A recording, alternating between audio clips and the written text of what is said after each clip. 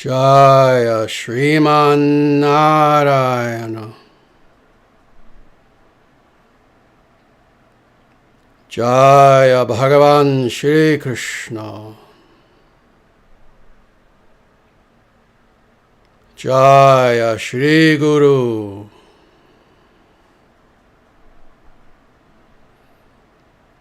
Sanatana Dharma Jayate. Dharma Rashtra Jayate.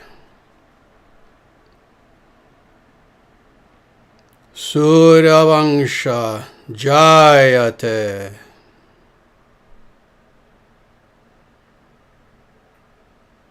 International Sanatana Dharma Society Jayate.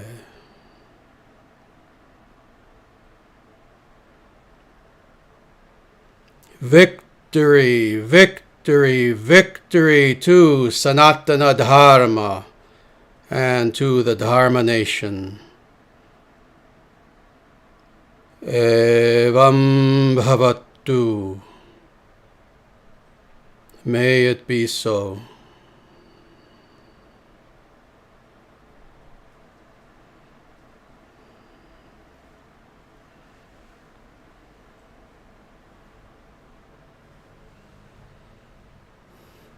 Namaste everyone, and welcome to our live stream satsangha presented to you by the International Sanatana Dharma Society.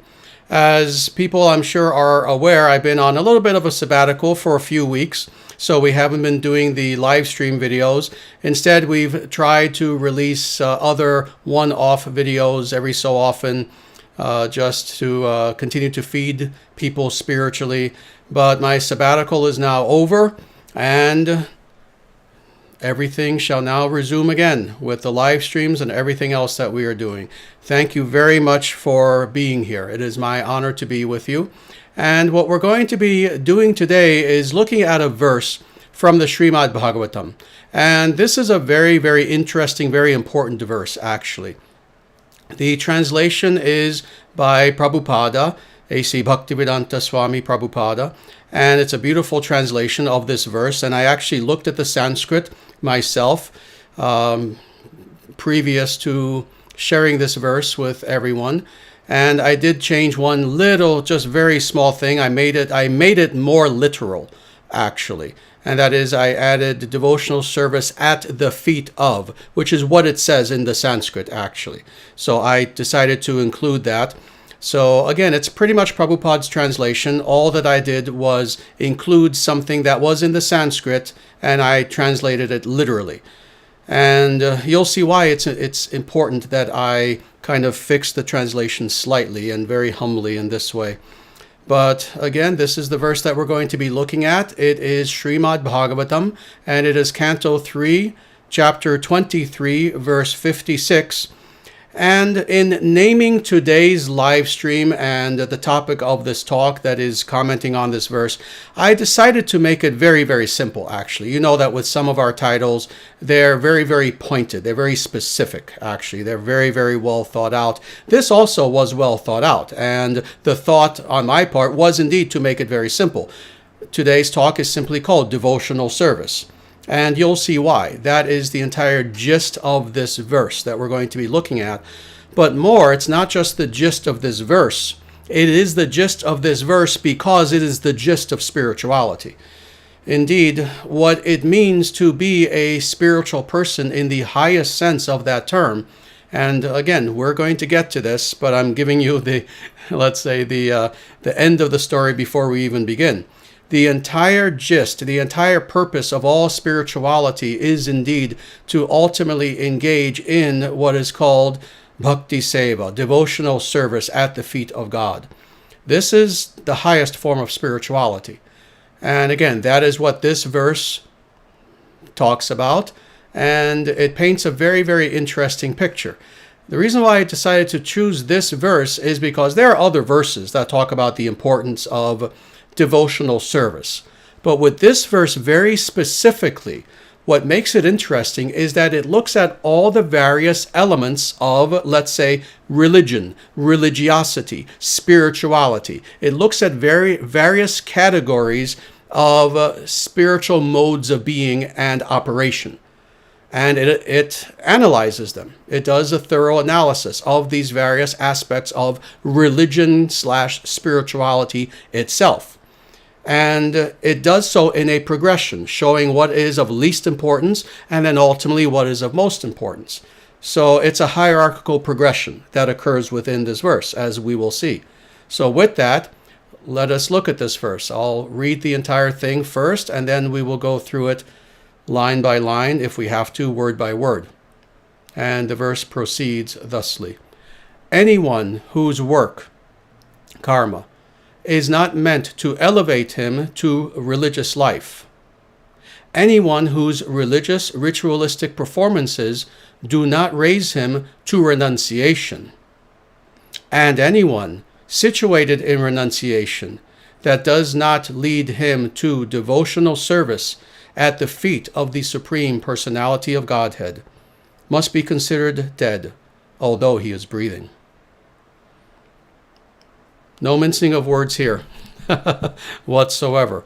No mincing of words here. So again, very powerful verse, which on the surface, like with so many of these verses, it seems very straightforward, like, oh, okay, I get it. We could just read through it very quickly. But as we'll see, there are a multitude of very interesting, very important ideas and teachings that are here. So let's go through this.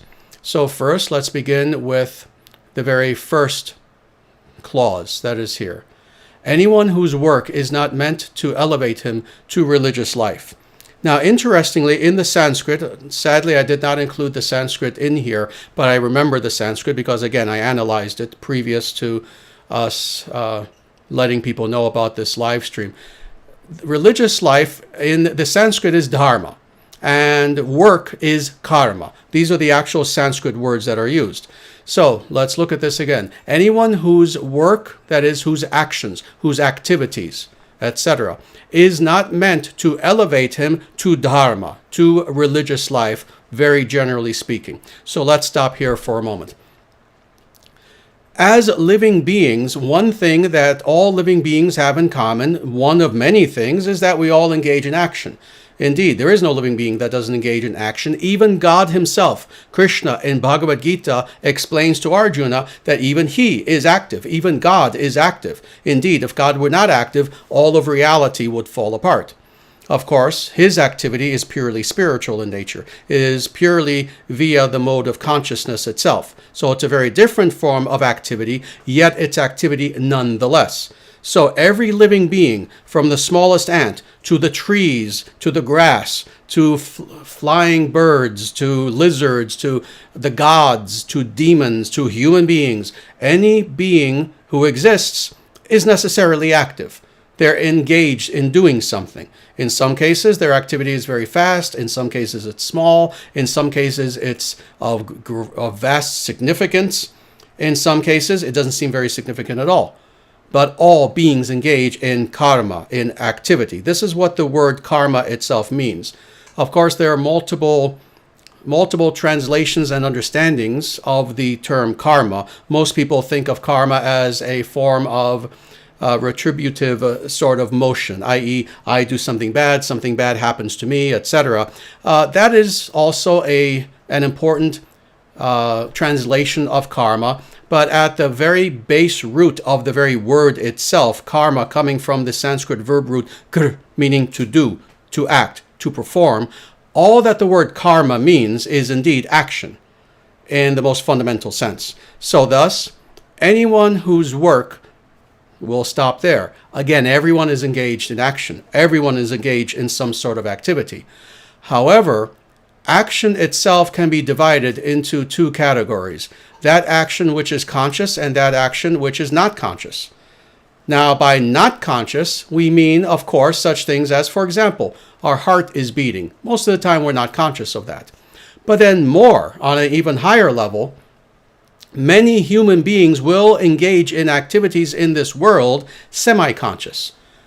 They will to do something, but they're not really aware of the effect of what is happening, of what they are doing. So there is activity in which the individual is semi-conscious, maybe not conscious at all. But then again, there's the second category.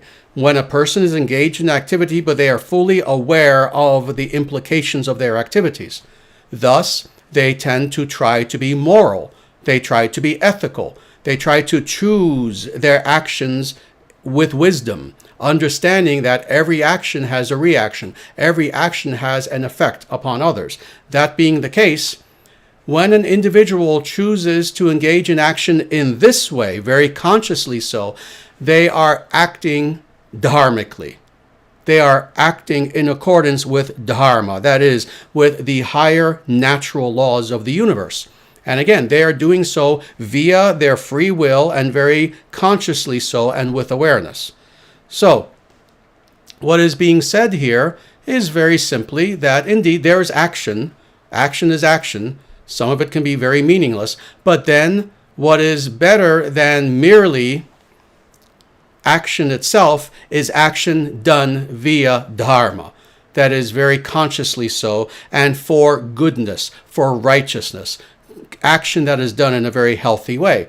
So thus, what's being said is, if you have a choice to be spiritual or not spiritual, be spiritual. That's all that this first clause is saying. So again, it's a hierarchy. But now let's go to the second clause and see what the second clause says. And again, keeping in mind that this entire verse is a hierarchical progression. Not just a progression, it's certainly a progression. But it's a hierarchical one. It's going higher and higher and higher in status, in elevation. Now the next clause.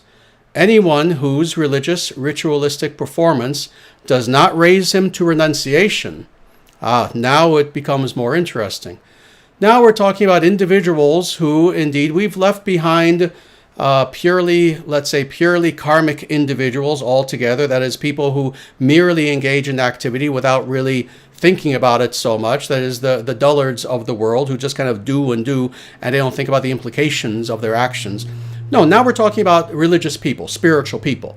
And of those spiritual people, something that is even higher, interestingly, than merely adhering to Dharma, and this may sound surprising to some that there's something higher than Dharma. Anyone who has studied Sanatana Dharma even a little bit are not surprised by this, that indeed Dharma are the natural laws of this universe. If one chooses to be an individual who is a dharmi, who is following natural law, what you have done by such a decision is you have elevated yourself merely to the human platform. In other words, if you are following Dharma, you're not an animal. You're not a barbarian. If you're following Dharma, now you can call yourself human. This is the Vedic standard. Indeed, Prabhupada said this many times. Other gurus have also said the same thing. Indeed, this is the distinction historically, philosophically, even ideologically, between individuals and even civilizations, i.e., those individuals and cultures and civilizations that are following Dharma are considered to be human proper, i.e., Manusya. Those who are not following Dharma are not considered to be human. They're considered to be barbaric civilizations because they're not following natural law. Thus, they have no standards whatsoever. So, understanding this, following Dharma is the absolute minimum requirement for what it means to be a civilized human being, someone who is good. Now, with this understanding, let's look at this clause. Higher than even this, and Prabhupada translates this very nicely, religious ritualistic performances, i.e., the externalities of religion. Higher than even this is renunciation. Now, this we're going to talk about a little bit, because this is very, very important, actually. This is something that's quite crucial.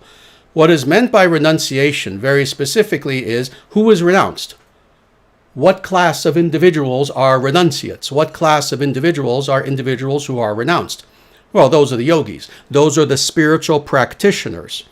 So, in other words, what this clause is saying is that higher than merely being religious in the formal sense, is being an individual who is a spiritual practitioner, someone who is actively on a spiritual path in order to elevate themselves spiritually, in order to rid themselves of all of the poisons that are there within the psyche, in order to uncover, unfold all of the goodness that is there inherent within his very soul itself, to come ultimately to the point of self-realization, of understanding what is my true and eternal self, and then finally coming to that most elevated platform of Brahma Vidya, of God consciousness.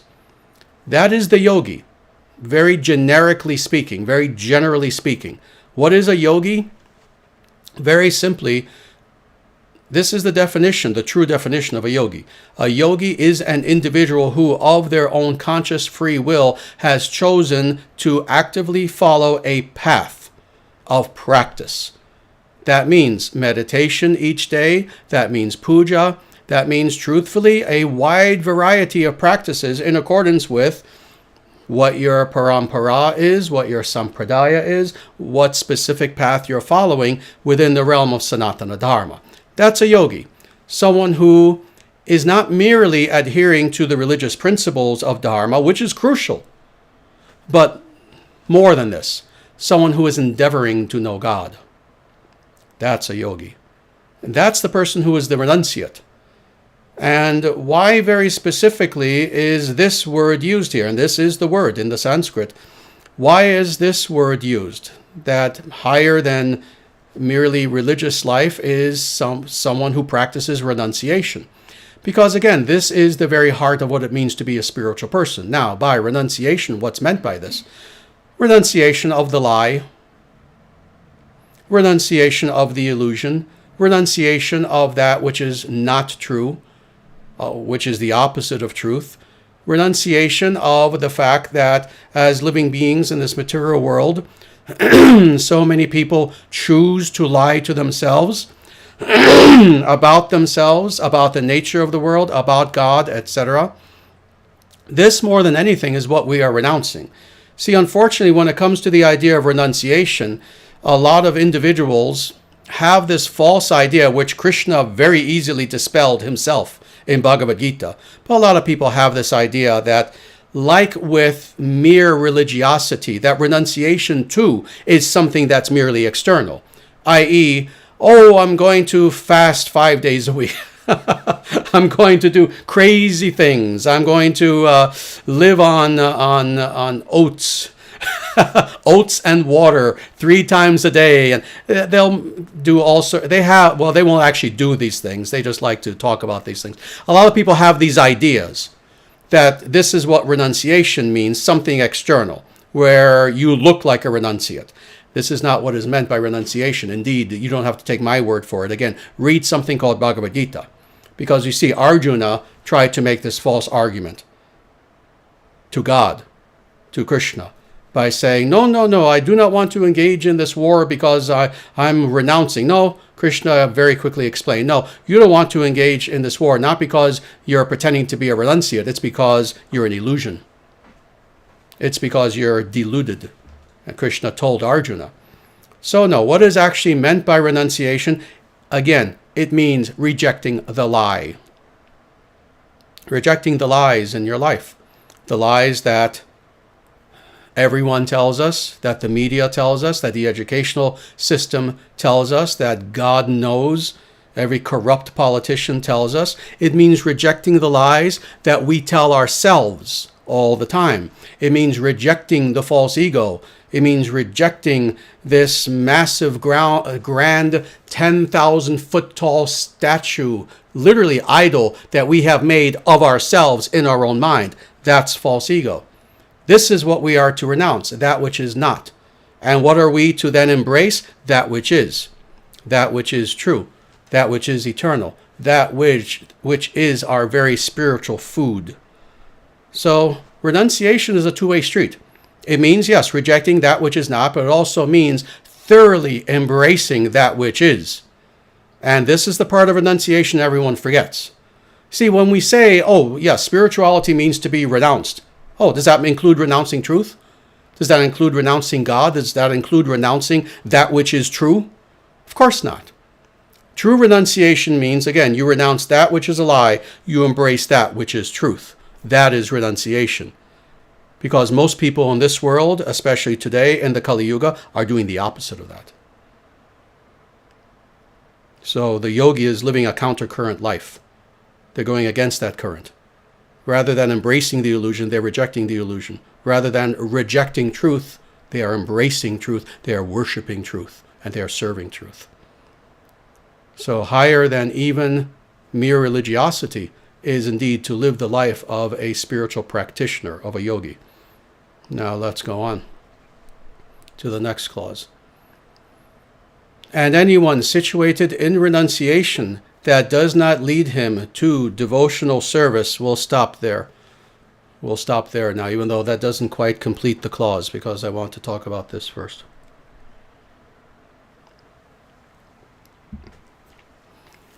Is all religion the same? Of course not. Of course not. Only a child would believe that. Is all renunciation the same? In other words, is being a yogi, is person A being a yogi, and person B, and person C, and person D, and on and on and on, is it all the same? Of course not. Of course not. There are different forms of renunciation. In the same way that people are motivated in various ways for being quote-unquote religious. For some people, religion is the prime motivator of their religiosity is false ego for some people. We see such people all the time, the kind of people who like to beat you over the head and convert you to their religion. Well, they're just egotists. They're just narcissists, but they use religion as their shield, as their cover. Well, in the same way that religion is not all the same, even practicing spirituality, even being a practitioner is not all the same. People are seeking different things. Some people simply want mystic powers. That's what some people want. Some people want to be powerful by accessing the more subtle aspects of their being. Some people want simply self-realization. They want to know, who am I? Some people want to go a little deeper. They want to know something called God. But then what is their conception of God? Well, that can vary. For some people, it's a very impersonal conception, where their idea of God is, I am God. For others, they'll go a little bit deeper than that. But again, various conceptions of what it means to be God.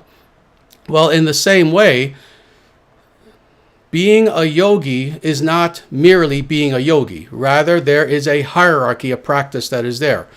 And in accordance with Bhagavad Gita, Srimad Bhagavatam, and really all of the Vedic scriptures, the highest form of renunciation, the highest form of being a yogi is indeed to be a bhakta, to be a devotee, and not just a devotee of anyone, but a devotee very specifically of Sriman Narayana and all Vishnu Tattva. So whether it's one of the avatars, one of the expansions, etc., that's of much less importance. The important thing is that what it means to be the highest yogi of all is to be an individual who wishes to devote their life to the Supreme, to the Absolute in every way. And that is what this last clause, or almost last clause here, is saying, is that anyone situated in renunciation that does not lead him to devotional service, and then it goes on, devotional service, i.e. bhakti, devotion, devotional consciousness, but in this case, in active form, actual service toward God with devotion, this is considered to be the highest path of yoga. And yoga is the highest form of religiosity. And religiosity is the highest form of activity in existence. So now we're reaching the pinnacle of all motion in existence. What to speak of spirituality, certainly spirituality as well. But now let's go deeper, and you'll see why I saved the rest of this clause.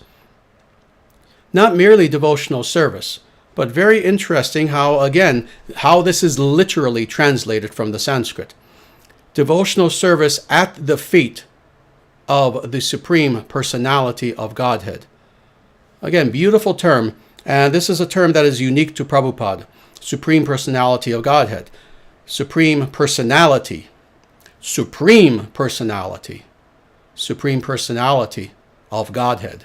These three terms At some point, I'm going to give an hour-long talk where I just comment on this term, the Supreme Personality of Godhead, and how philosophically profound this one sentence is, the Supreme Personality of Godhead. Today is not that day, however, just because we don't have the time. But why is it important that this is included in this clause? Because it's not merely enough to have devotion or even devotional service to quote-unquote God. Because even God can be seen in a very vague sort of way, as we know. So this is the problem. Now, as is true with all the Vedic scriptures, there's no vagueness. God as Supreme Person, i.e., if we're going to render service, I want to serve. I've got this thing here. It was the closest thing. I use this all the time, make my fists nice and strong. If I wanted to serve this, oh, I worship you and I serve you, what a fool I would be. It's inanimate. Service doesn't register for this thing.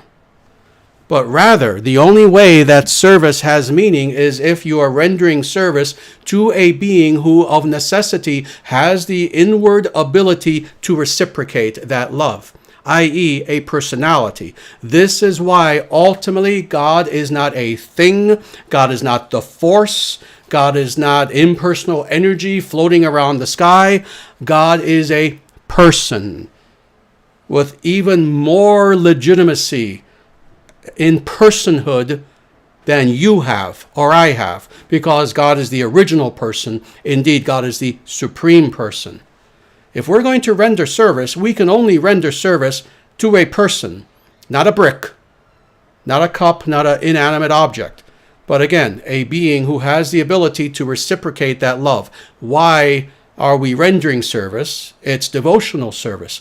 What does devotion mean? It means that we are offering our spiritual love, the prema, the love of our very Atman itself at the feet of this person, God. And if there is no ability for that person to understand that love and to reciprocate that love, what are we doing? What are we doing? It's kind of like trying to marry a painting. Here's a painting. Oh, there's a very pretty woman in the painting. In fact, it's not even a portrait. It's a made-up person. But I've decided I'm going to marry this painting. Here's a painting I'm going to What meaning is there to that? Can that painting reciprocate? Absolutely not. In the same way, if we're going to render service to God, God necessarily is a person who has the ability to understand and reciprocate that love toward us that we render toward him. So thus, the Supreme Personality of Godhead. And now again, this is why I chose to just fix this translation in a very small way with just 2 words and make it literal. Devotional service at the feet of the Supreme Personality of Godhead. What does this mean? This means that we are offering devotional service to God with humility. With humility. See, we will see again and again in the Vedic scriptures, oh, I offer my obeisances at the lotus feet of Bhagavan Sri Krishna, at the lotus feet of my Guru, at the lotus feet of, and then some very exalted being. Why? Why the lotus feet? It's because this is showing humility. You know, when you don't have humility, you just look someone in the eyes. Trust me. When you encounter God eventually, the first moment you encounter God, you're not going to be able to look into his eyes with arrogance. It literally will not be a possibility for your soul.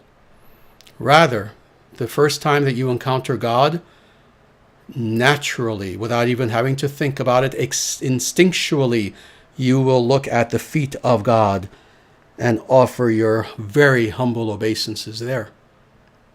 So thus, this is why this is important. Devotional service at the feet, i.e. with humility of what? The divine rock in the sky? No. The Supreme Personality of Godhead. Now,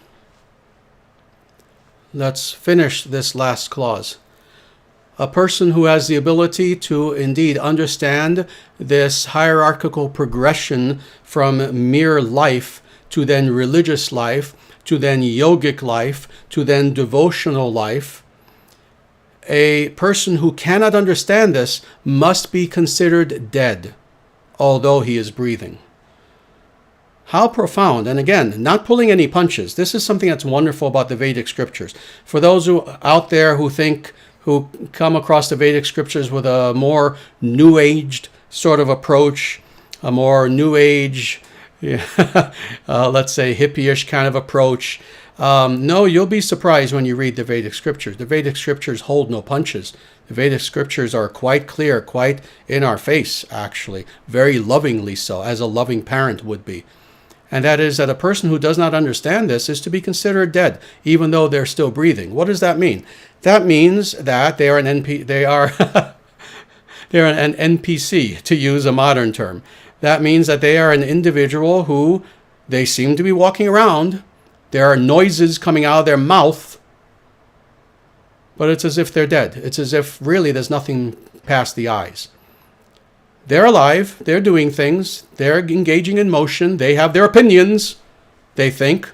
They think that they're their opinions, etc., etc. They're breathing, but really they're living as if they're dead, i.e. there is no inner life that is there. There is no actual person who is there, who is very consciously willing to exceed their present status, their present limitations. And this is not what we want to be. Indeed, I can pretty much guarantee if you're here on this channel right now, you're not one of those persons. You're not someone who wants to be an NPC. You are someone who you want to think. You want to live life deliberately. And not just live life deliberately. You want to live life in such a manner that you are a blessing upon all beings who you meet. And this is what it means to be a spiritual person, is indeed that you live all of your life, not as if you're dead even though you're breathing, but on the contrary, with supreme awareness. You live your life deliberately. You make very conscious, free will decisions about your life, and what fuels your decisions is very simply, is this the dharmic thing to do, i.e. that thing that will help to elevate me spiritually and to help elevate all those who are around me, or is it the opposite? If it is that which will elevate, that is what I choose. That is what it means to live life deliberately, with awareness, with true consciousness, to be a conscious being, awake, awake, awake. And this is what we are to choose in our life. So thus, that's why this verse ends in this way. An individual who does not understand everything that this verse has just said must be considered dead, although he is breathing. So what is the very simple fundamental message, let's say the kindergarten message, the beginning message that the Vedic scriptures are trying to teach us? Live your life deliberately. Live your life as if your life actually truly matters. Live your life as if your life truly matters for however long you'll be here. How long will you be here? 70 years? 80 years? Take very good care of yourself. Never drink alcohol. Don't do drugs. Oh, maybe you'll be 85. 90. But that time, however long it seems, will go by in the blink of an eye. That being the case, make sure that your life actually truly meant something, and that when you leave this world, you will leave this world knowing that you were a blessing to those who met you. This is why we follow Sanatana Dharma, to be a blessing upon all beings who meet us. So with that, I thank you very much for listening to my discourse. And if anyone has any questions, now is the time to ask your questions.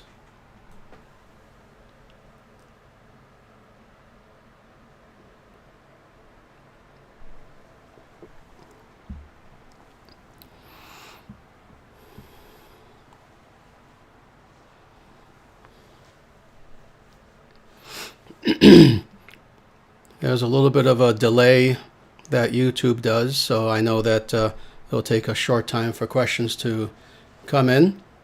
But again, any questions that you have about Sanatana Dharma, very specifically, please feel free.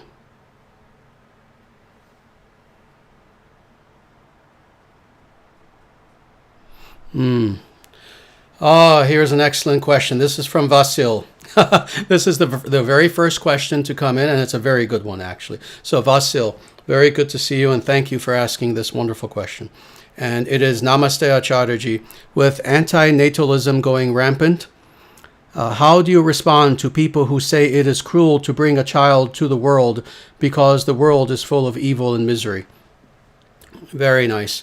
Let me answer that, actually, because indeed you do hear people say this once in a while, and politically speaking, you hear people from all across the spectrum, more toward the right, more toward the left. You hear a variety of people saying such things that, oh yes, the world is such a bad place. I'm being merciful to my non-existent children by having them remain non-existent and not having children, etc. And no, this is, of course, we know, a defeatist attitude, because the truth of the matter is, there have always been times where, given a specific region, a specific nation, a specific continent, etc., various times in history, where there are terrible things that are happening.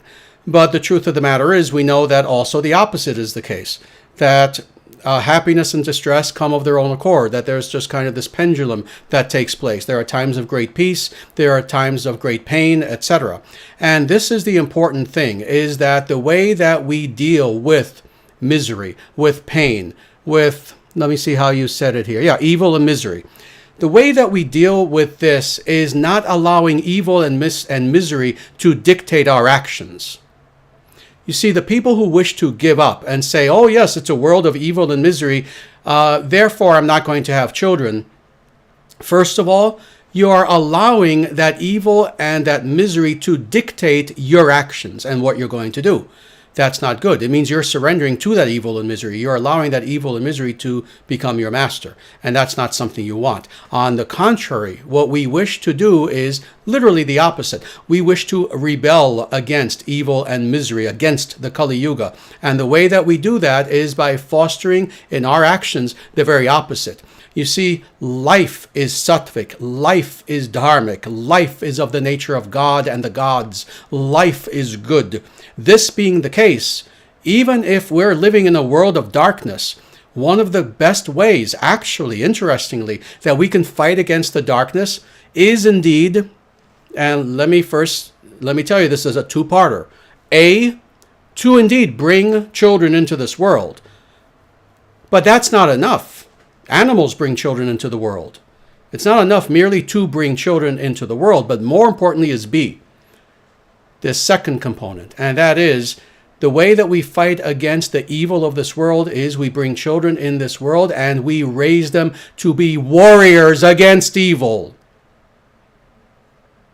We raise them to be good. We raise our children to be righteous, to be ethical, to be moral. We raise our children to be children of light within this realm of darkness in such a way that by our having children, we have created in a way almost weapons against the evil of this world. And thinking in this positive way, and again, having this philosophy of child rearing, that no, it's not enough to just have kids. Again, all the dogs and cats have kids. No. It's with this idea that I'm not only going to have children, but I am going to be such an exceptional dharmic parent that I'm going to raise these precious, beautiful children to be the very opposite of the darkness that is in this world. So my children will be lights in this world to give hope to others. And more, we have to make sure that we are that as well as the parents, obviously. So no, giving in to pessimism is not the solution. On the contrary, this is why I would say to anyone who's thinking this way, oh, it's such a horrible, terrible world, so many bad things going on, let me not bring children into this world. What I would say to you is, no, do the opposite. Bring children into this world and raise them to be children of God in this world, such that they can help others and save others. Who is to know whose child is destined to actually save this world? It might be yours. So Vasil, I hope that answers the question. Good question.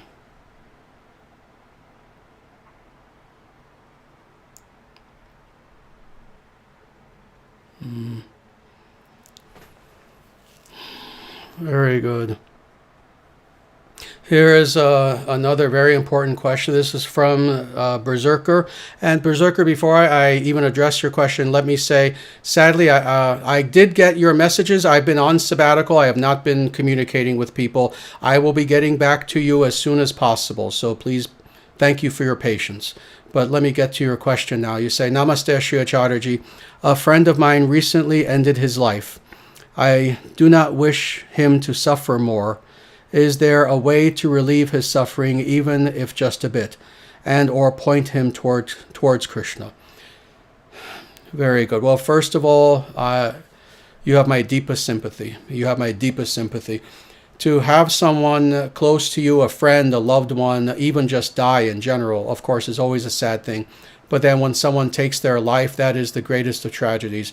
And, you don't have to tell me any of the details. When we talk, if you wish, you certainly can. But you have my deepest sympathy. That's a terrible thing. There are indeed ways that you can help him even now, even though he is no longer in his body, even though he committed suicide, etc. And that is, let me tell you, generally speaking, there are more specific things you can do, but let me say generally speaking, as you do your sadhana, as you do your meditation, one thing that I would add is if you have a photo of your friend, after you've done your general meditation, as an added practice, you open your eyes, you look at this photo of your friend, and just bring your awareness to him. And try as much as you can to especially capture the essence of who you know he was. So not just look at the photo, you use that as a tool. But try to capture the essence of who you know he was. Then, that being the case, close your eyes again and recite the names of God. Recite Hari Nama. And it can be Om Namo Narayanaya. It can be any of these legitimate mantras. But hold the image and the essence of your friend in your mind as you say the mantra. And you can do this for as long as you want. But I would say do this as a daily practice for some time. How long is up to you. It can be a week, it can be a month. And in this way, you will be helping him because you will be associating within your being who he was, who he is, with the names of God. And that will help to elevate him wherever he is now. So I hope that is helpful. And again, I'm going to get back to your email message as soon as possible. Give me maybe a few days at the most. So thank you for that question.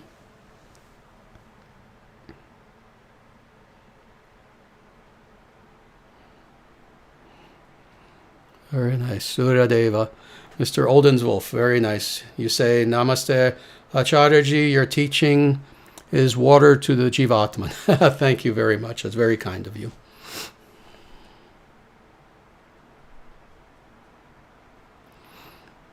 And then Love Conqueror says, this desire speaks to the heart of my motivations. Thank you for affirming my life's purpose. Wonderful. It is truly a beautiful, very inspiring verse. So I'm very happy to know that you were inspired by this verse. Thank you.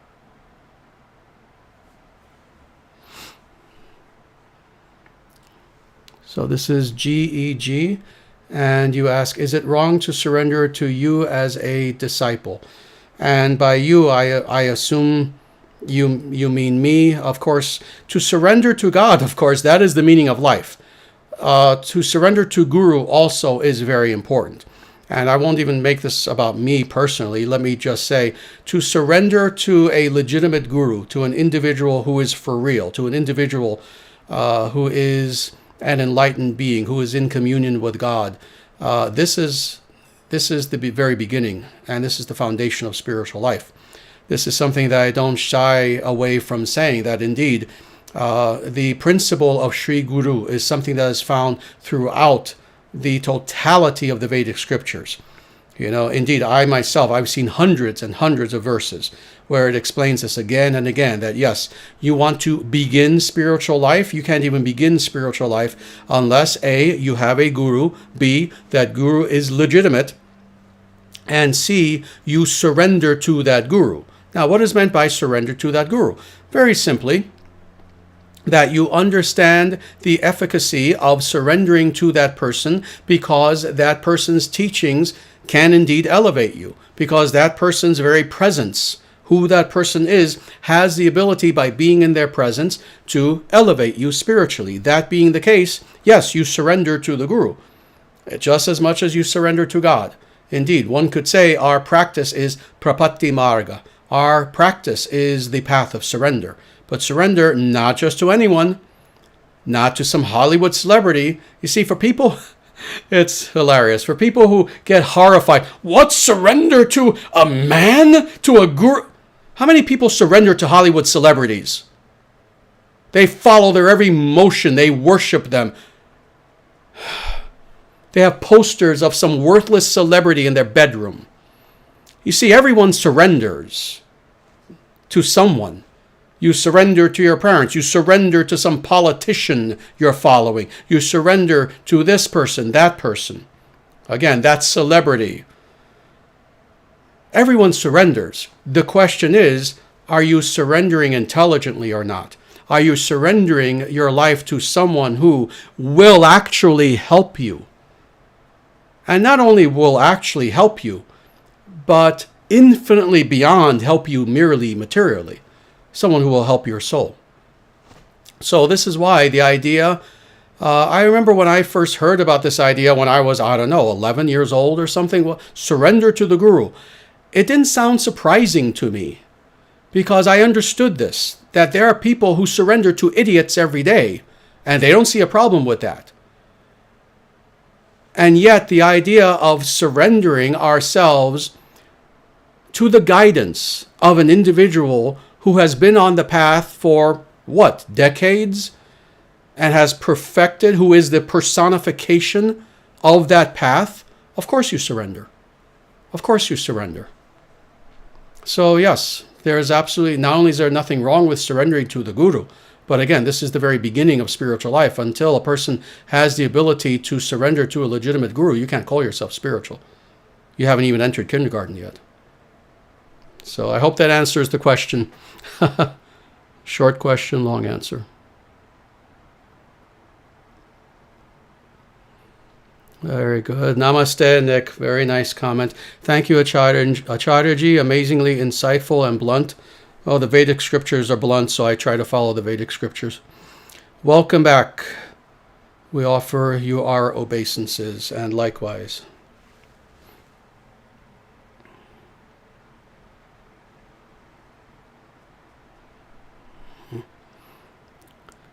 Very good.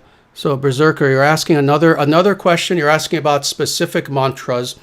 Yes, there are specific mantras you can do. When we talk, and again, we're going to Skype together soon. Give me maybe a day or two to get back to your email message, and then let's talk, and I'll reveal those mantras to you.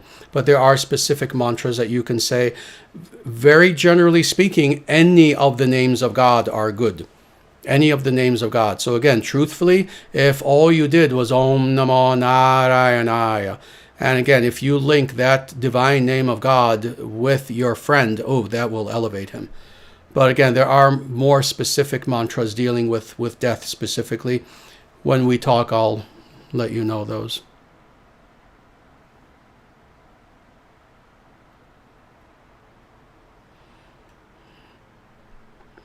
Very good.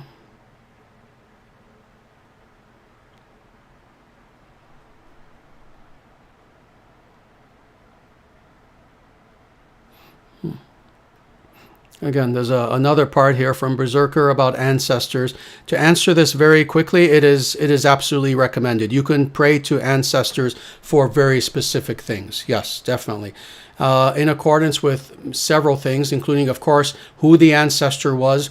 If you're talking about ancestors in general, then, of course, that's a little bit more amorphous by its very definition, because you're talking about a grouping of people and going back generations.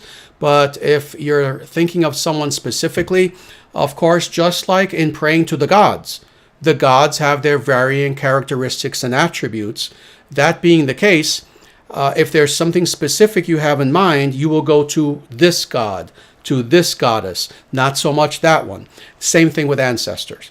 So if there's a specific ancestor you know who had a specific talent or was known for a specific characteristic, and that's something that you want to appeal to, then of course you would do that. And that is absolutely legitimate and indeed recommended. Again, when we talk in the near future, we'll go much more in depth into that. I'm only rushing a little bit because I know we have very little time and a lot more people. But again, we'll talk about this.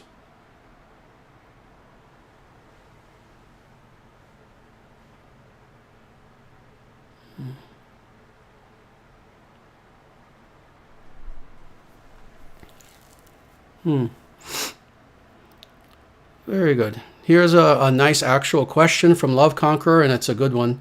Namaste Acharyaji. Would you please explain the nature of false ego's development within the Brahmajyoti? Is the source of our envy unique to each Atman? Is there value in knowing our initial fault? Very good. Good question. All right, well, let's go through this. And there are really several things here, so we'll go through this kind of question by question. So first you ask, would you please explain the nature of false ego's development within the Brahmajyoti? Yes. False ego is not something that is guaranteed to happen to each individual Atman within the Brahmajyoti. Indeed, it happens to a minority of the Atmans within the Brahmajyoti. In fact, as I'm saying all this, I realize I may be throwing a lot of Sanskrit to people who may not know what I'm saying. So let me explain a little bit more what I'm saying here. The Brahmajyoti is the light of God in which all of us as Atmans existed within previous to our coming to the material world. So that is what's meant by Brahmajyoti. Every individual Atman, originally what it was within what is called this Brahmajyoti, literally the light of God. Now, within that Brahmajyoti, within that light of God that contains within it an infinite number of individual Atmans, one by one of their own accord, just like fruits on a tree, you could say, whenever they are ready, each one of these individual Atmans goes through a process of individuation in which they go from being mere beings of mere general awareness to then awareness of oneself as an actual unique being, awareness of other as a being unique in comparison to us, etc. So there are various stages of development that an individual Atman will go through. And among these various stages are, again, the experience of ourselves as unique, the experience of other things, other beings around us, really other beings, the experience of free will developing, i.e. the ability to make choice, and desire for various things either internal or external, desire for things internal to our own state or external to us. Now, when it comes to the point of desire for things, beings, etc., external to us, now coupled with free will, now it gets to be a little bit dangerous, because understanding now that, I am me as a unique being, there are other unique beings who are not me, I have desires that are developing, that are an expression of my unique personality, and more, I have the ability to will, to wish to accomplish something. At this point, now the Atman faces two choices. They're now at a fork in the road where they have two choices.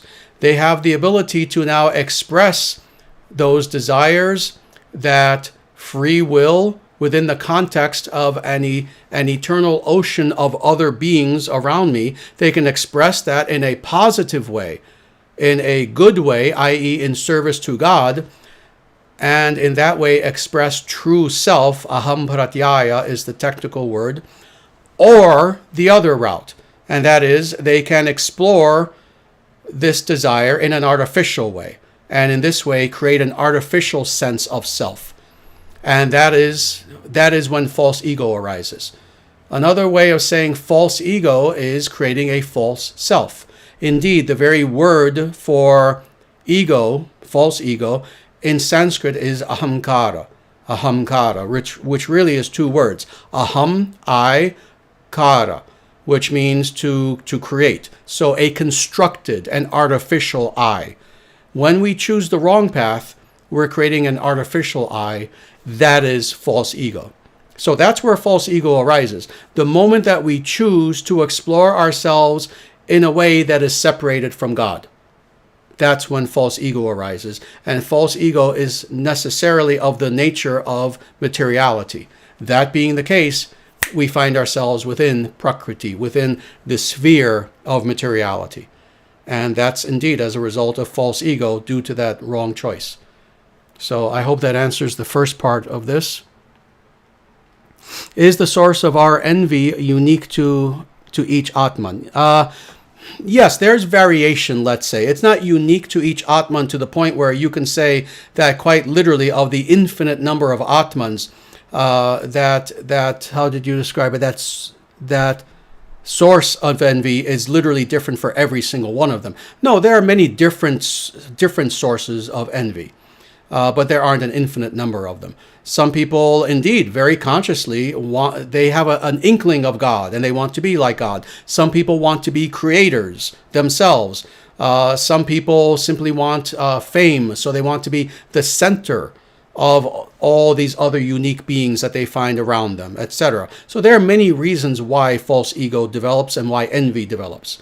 So there isn't just one, but again, there aren't really an infinite number of them. There are shared sources. And then finally you ask, is there value in knowing our initial fault? There can be. Let me put it this way. Whenever people ask such questions, the answer always has to be the same. It's similar to asking, would it be helpful to know about our past lives and things that we did? Can it be helpful? It can be, but it's not necessary.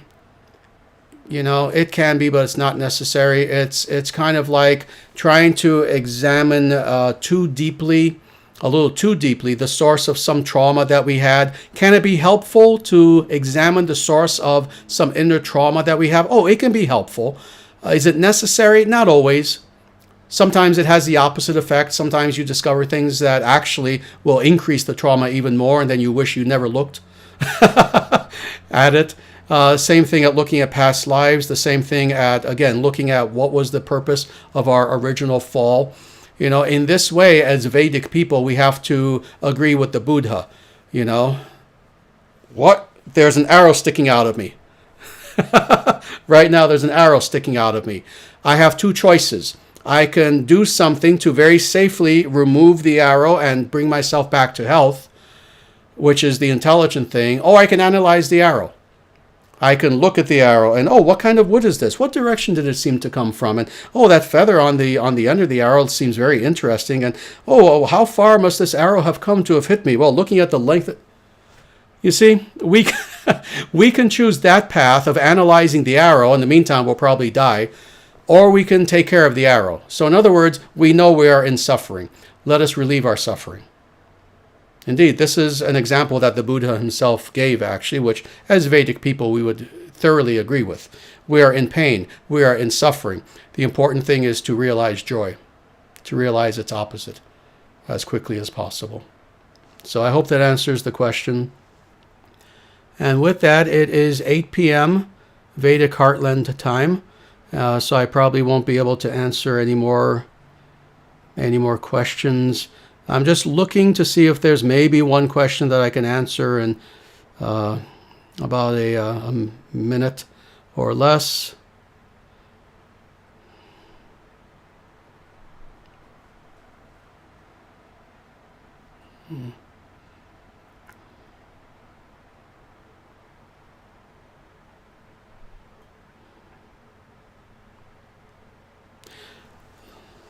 Here's a very nice question, and I will answer this actually, but this will be the last question that I'll have time to answer today. And it is from Blue Suzaku, and it is Namaste and blessings to you, Acharya Ji. Likewise. I sometimes feel an extremely profound light and mercy shine upon me that moves me to tears of joy and gratitude. Is it okay to associate these feelings with God? Let me say this. We should associate all good things and all good blessings in our life with God. Anything good that comes our way. And what you're describing sounds like something extremely positive, extremely profound, something that is a very good state to be in. Indeed, the way you've described this, I'm sure that there are many people in our world today who would love to experience something similar. And that being the case, it is not only perfectly fine, it is appropriate to thank God for these feelings. Truthfully, again, anything good that comes to us, we're walking down the street and we find a quarter on the street, we should thank God. Anything good that comes to us materially or spiritually, we should indeed associate as God's blessings. So indeed, anytime that you feel wonderful like this spiritually, absolutely thank God for that. Always have appreciation, always have gratitude toward God. So I hope that answers the question.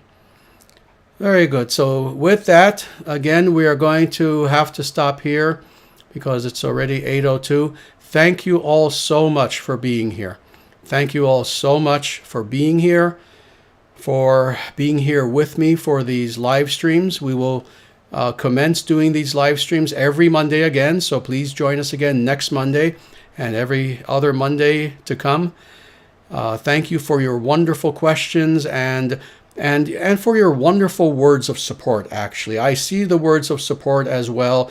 Once in a while, if one is especially profound, I'll read it, but I try not to because it's very humbling for me, actually. So I try to just look at people's questions. But thank you for your words of support and for your support in general, for everything that we have been doing. As you know, the International Sanatana Dharma Society, at this point, we've grown to become truly an international movement. And by God's grace alone, we're helping so many people in this world, as the person described it before, a world of evil and misery. This is the Kali Yuga.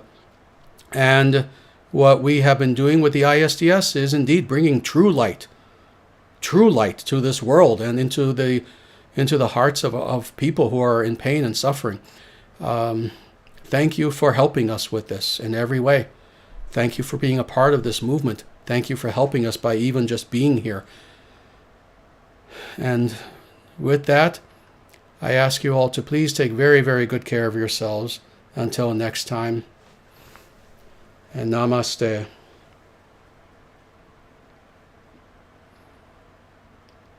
Jaya Sriman Narayana. Jaya Bhagavan Shri Krishna. Jaya Shri Guru. Sanatana Dharma Jayate. Dharma Rashtra Jayate. Surya Vangsha Jayate.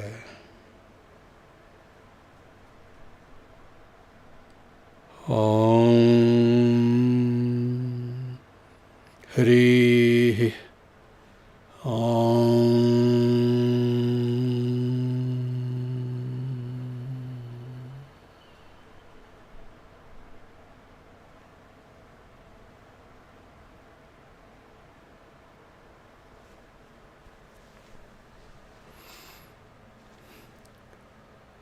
I hope to see you all next week. In the meantime, may God's blessings be always present in your life.